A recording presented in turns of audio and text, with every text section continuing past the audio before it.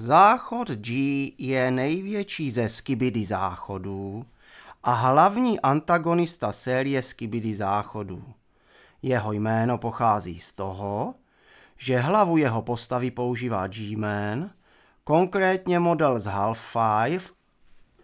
Hobby Half-Life 2 nejznámější je pro svou sílu a jeho charakteristické oční lasery, stejně jako kvůli jeho příchodu na Zemi, který je důvodem vzniku.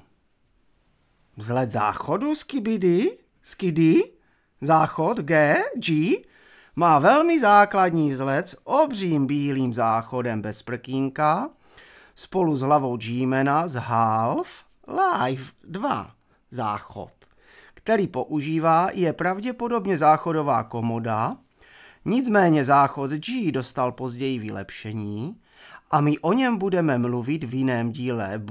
Záchod G je velmi destruktivní záchod Skibidi, je vybaven laserem očima, který dokáže způsobit obrovské škody svému okolí. Než budeme pokračovat v našem videu, nezapomeňte prosím lajknout toto video a dát mi svůj názor v komentáři níže. Děkuji.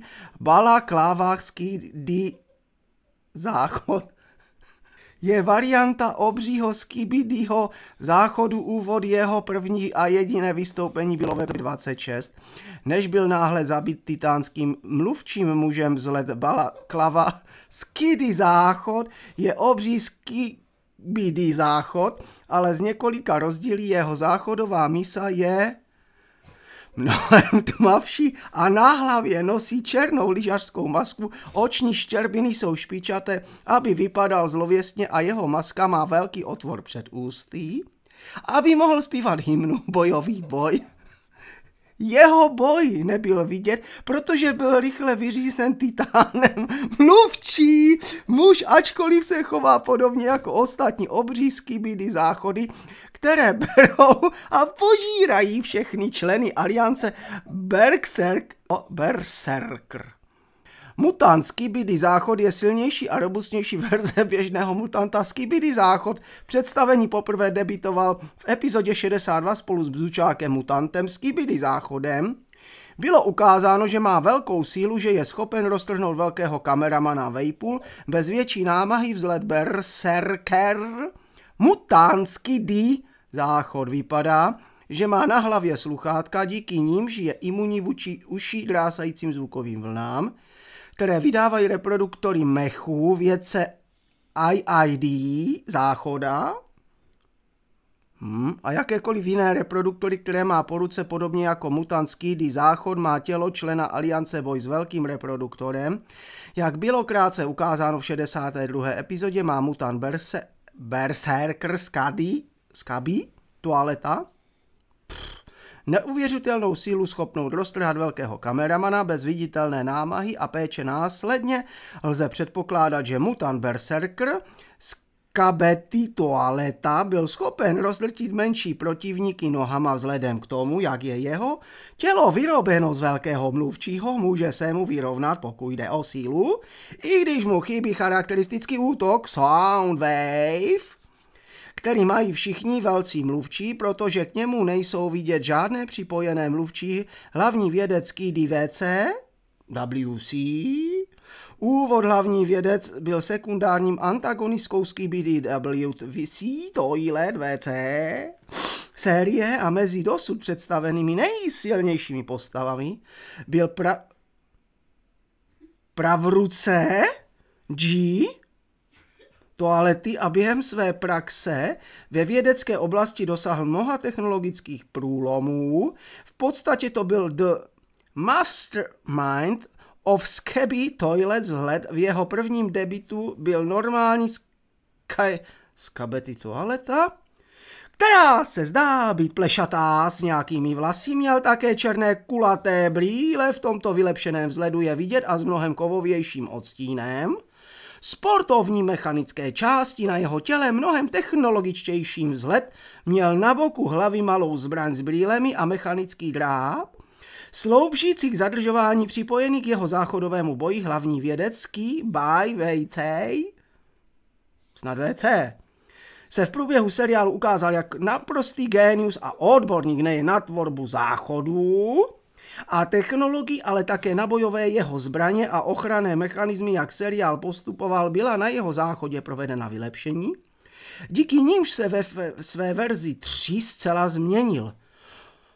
Oproti jeho první verzi 1.0 kamerový záchod byl spojením kameramana a záchodu Skibidi, používaného ve snaze špéhovat a maskovat se jeho pohled kamery, mohl být sledován z tabletu, což umožňovalo jeho použití pro špéhování záchodu Skibidi.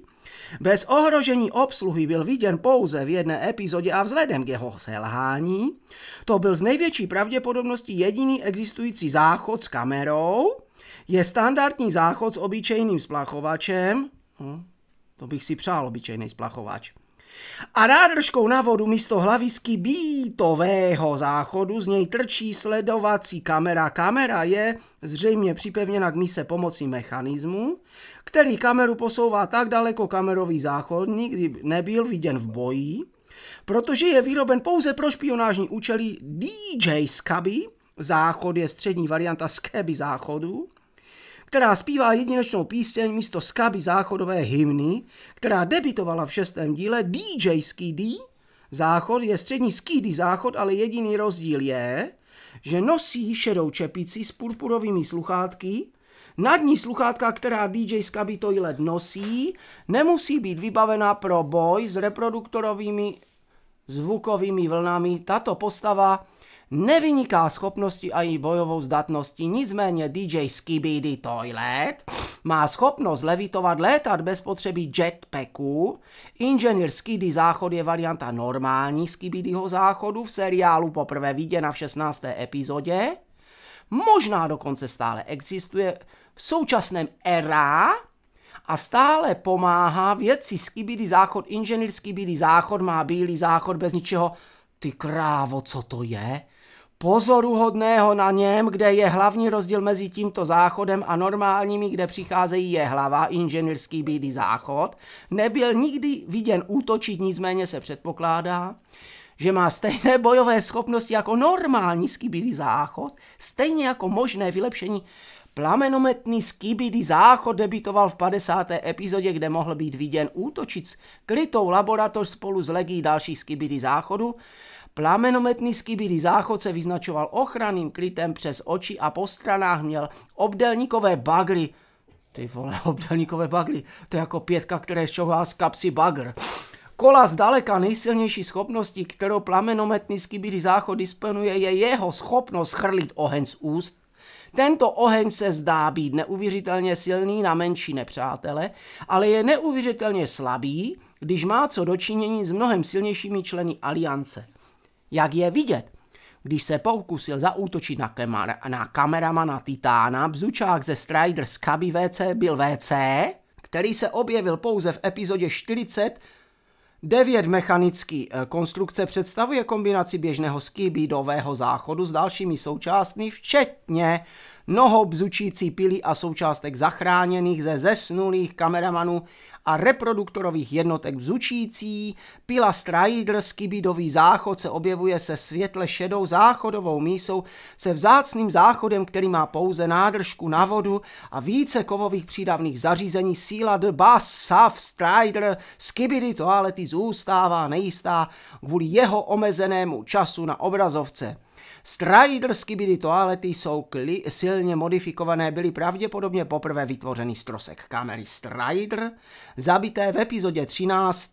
Strider Skibidi toalety vynikaly svými 3 dlouhými a tenkými nohami o délce asi 5 až 10 metrů s dlouhými ostrými konci, aby mohli snadno bodat členy aliance. Agility jejich záchod je zcela unikátní, protože nemá žádnou nádržku. Klika splachovače umístěna přímo za hlavou. Striderské záchody Scaby Ježišmarja spoléhají na boj zblízka, aby porazili své nepřátele. Pomocí nohou často je používají k bodání kameramanů a ostatních členů aliance. Strider Skibidi Toalety často kousají své oběti, pokud jsou mnohem větší. Nicméně tento útok je většinou neúčinný, protože vyžaduje specifické podmínky a je obecně slabý. Trojitá Skibidi Toaleta je jednou z menších vůdců frakce Skibidi Záchodu, měl dole plošinu, což vysvětluje, proč jsou spojení, debitoval. To je článek v 11. díle, když vedli sílu velkých Skibidi Záchodu proti několika pochodujícím kameramanům. Tato postava nemá exkluzivních schopností, je to obří Skibidi Záchod se 3 záchody a 3 hlavami. Tomu však poskytuje více útočných a obranných schopností. Záchod Acid Barrel Skabety byl létající variantou obřího záchodu přidruženou k armádě záchodu Skidi. Tento jedinečný záchod byl krátce k vidění jako ničivá zbraň, podobná výbušnému záchodu Barrel Skibidi v epizodě 65. Záchod Acid Barrel Skibidi záchod vypadá téměř stejně jako výbušný záchod Barrel Skibidi. Jediný rozdíl mezi nimi je, že tento záchod má 6 sudů a s žíravou kyselinou místo sudů s výbušnou směsí. Záchod Barrel Skibidi nemá žádné specificky jedinečné bojové schopnosti, s výjimkou toho, že vybuchuje sám a zároveň způsobuje vlastní smrt a současně vypouští kyselinu. Větší účinek mají, když padají ve skupinách z obrovských výšek pro jejich celkový dopad a tlak dobře lidí. To bylo pro dnešní díl všechno. Pokud chcete víc těchto videí, nezapomeňte lajkovat a odebírat. Zatím ahoj.